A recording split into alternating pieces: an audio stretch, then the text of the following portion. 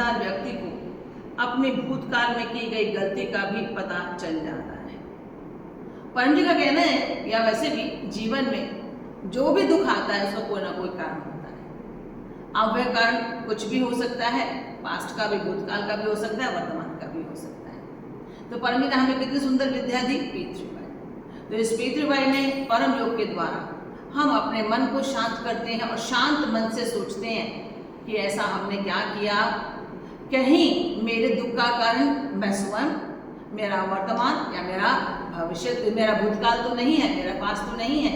तो उसके लिए मान लीजिए यहाँ कुछ आए, मुझे बोलते हैं भारती माँ हम पर कर्जा हो गया है, मेहनत भी कर रहे हैं, पितृवाई भी कर रहे हैं, आमदनी भी बढ़ रही है, लेकिन खर्चा नहीं कर रहा, जिसके कारण मन दुखी रहता है, मन बहुत दुखी रहता है।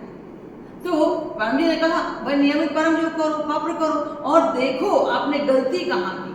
तो गलती क्या की, हमने पास्ट में यानी भूतकाल में हमने जरूरत से ज्यादा पैसा कर्जा ले लिया। अब जरूरत से ज्यादा मतलब जरूरत तो थी, लेकिन अपना जितना हम सामर्थ्य था उससे ज्यादा ले लिए, तो डेफिनेटली वो हमारी जरूरतें कम करनी पड़ेंगी, और जब जरूरतें उतनी ही रखी तो कर्जा बढ़ता ही रहेगा, कभी उतरेगा नहीं। तो अतीत की, भूतकाल की हुई गलतियों से हमारा वर्तमान खराब हो जाता है। उसी प्रकार से यदि किसी ने कहा कि भारती माँ मेरा तो परम ध्यान में या ध्यान में मन ही नहीं लगता, या मेरे को तो शांति नहीं मिलती, या मेरे को कोई आध्यात्मिक उन्नति नहीं होती, तो उसका भी कारण आपको स्वयं ढूंढना है। तो क्या ढूंढना है, या तो मैं किसी के बारे में नकारात्मक बोलती हूँ, सुनती हूँ, या नेगेटिव लोगों के साथ रहती हूँ, तो जैसे संगति होगी वैसे तो असर आएगा, ठीक है ना।